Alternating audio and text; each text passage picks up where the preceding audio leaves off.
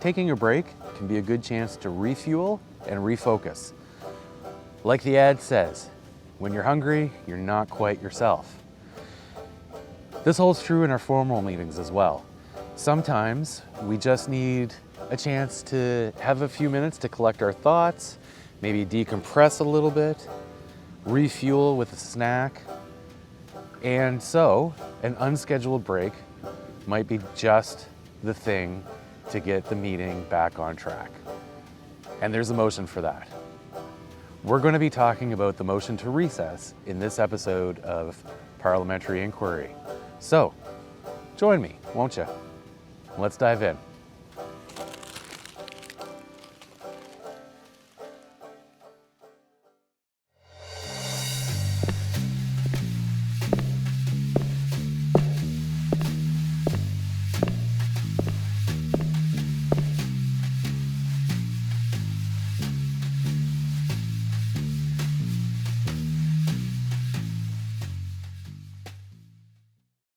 In this episode of Parliamentary Inquiry, we're talking about the motion to recess. What I mean by recess is taking a short break in proceedings. It's an interruption in the order of business, which could be for any number of reasons, including a chance to take a comfort break, to regroup on strategy, or if you need to dial the temperature down and restore proper order and decorum in your meeting. Any number of reasons could prompt any member to move recess. It's important to note, though, that it is a break and it assumes that the meeting will resume shortly thereafter at exactly the same point from which you left off. A motion to recess is privileged if there is another pending question underway. And it's not privileged if there is no pending question. So we're going to be talking mostly about the privileged motion to recess, and I'll make some notes about the main motion when no other business is underway. For this video, we're going to be referring to Robert's Rules of Order, the AIP Standard Code, and Borno's Rules of Order.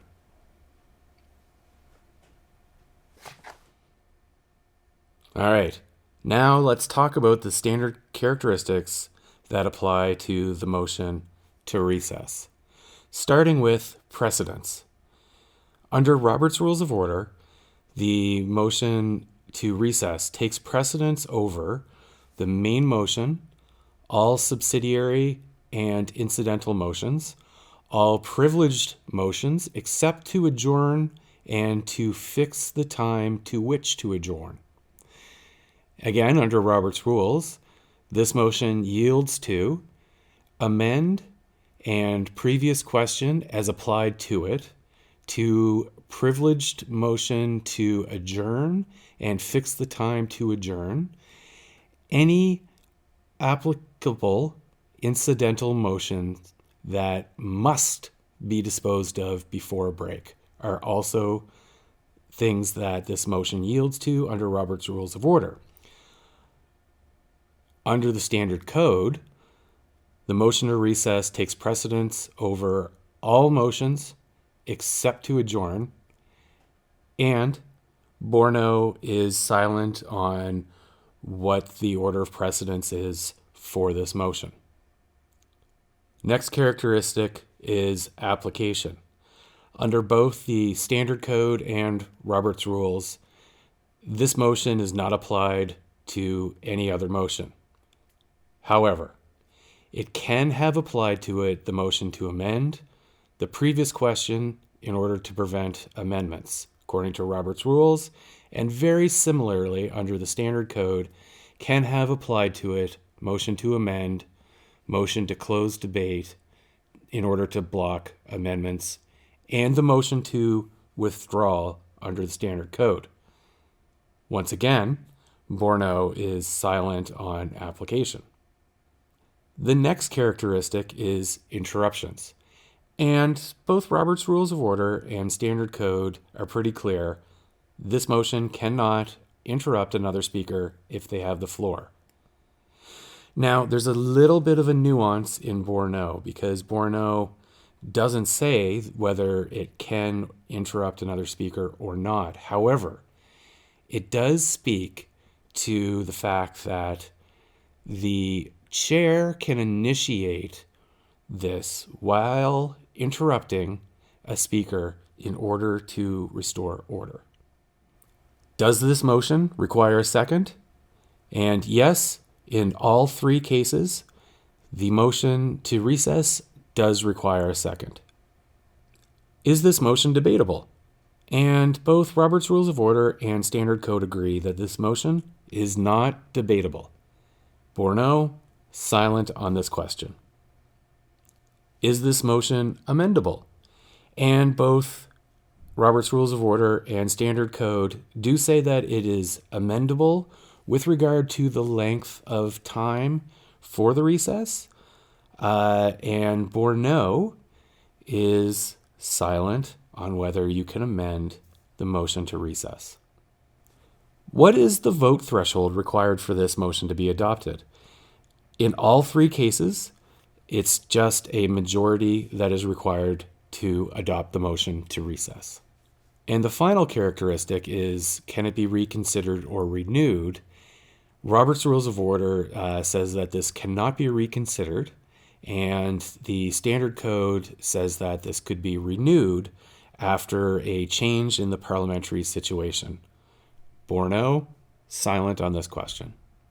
A few special notes on the motion to recess. First, if there is already a recess that is on the agenda, when you get to it, it is simply announced. It's declared as in effect at the designated time by the chair, and the assembly just moves into recess. Second, if you want to schedule a recess for some time into the future, or if there is no motion pending, then this makes the motion to recess the same as a main motion. It's treated as a main motion, and all of the characteristics of a main motion apply.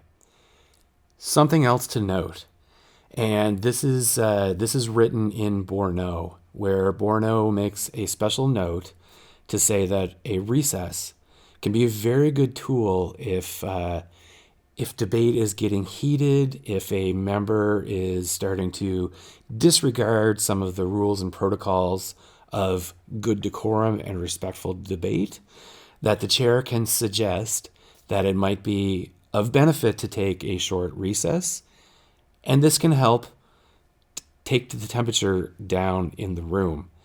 Borno, though, does stress that while the chair can suggest it, it would be for another member to be recognized and to move it as per how we described the standard characteristics earlier. Final note. A recess is a short break, and it has a defined time in which all the members will return. That's usually captured inside the motion. I would avoid a motion that includes that we recess until the call of the chair. The reason is this. Your members may wander off to refresh themselves or grab a snack or something like that, and the chair may not be able to find them. So avoid the motion to recess until the call of the chair. But if you do need to use that wording, make sure that the chair has cell phone numbers or other means to contact each and every member to let them know that the recess is over and they are required back for business. And now, time for a couple of examples. All right, example number 1 would be, I move that we take a 15-minute recess. And after it's been seconded and the vote has occurred, the chair can say, those in favor have it, and the meeting stands in recess for the next 15 minutes. A second example would be something like, I move that we recess until 1 p.m. Again, after it's been seconded and voted on, the chair would say something along the lines of, those in favor have it, and the meeting stands in recess and will resume at 1 p.m.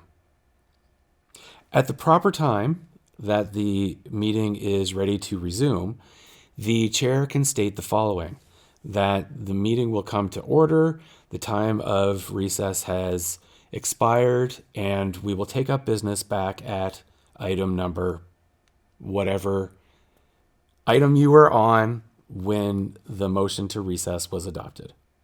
So, in this episode of Parliamentary Inquiry, we've talked about the motion to recess.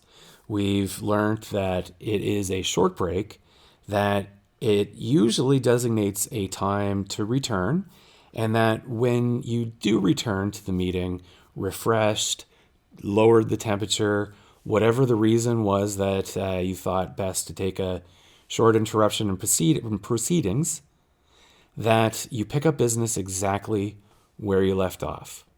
The motion to recess is a great tool to have at your disposal anytime that you feel that your assembly can benefit from a short break.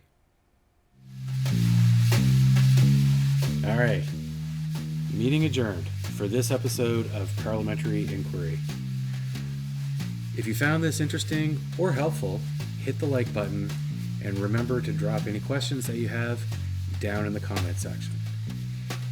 If you're looking for step-by-step breakdowns of procedural items, check out the series Order of Business. If you're interested in more long-form conversation around issues pertaining to meeting rules and procedure, check out Point of Order. If you're looking for general insights into how to make your meetings more effective, The Monthly Grind is a series for you. For now, why not watch one of these two videos here or here, and I will see you next time.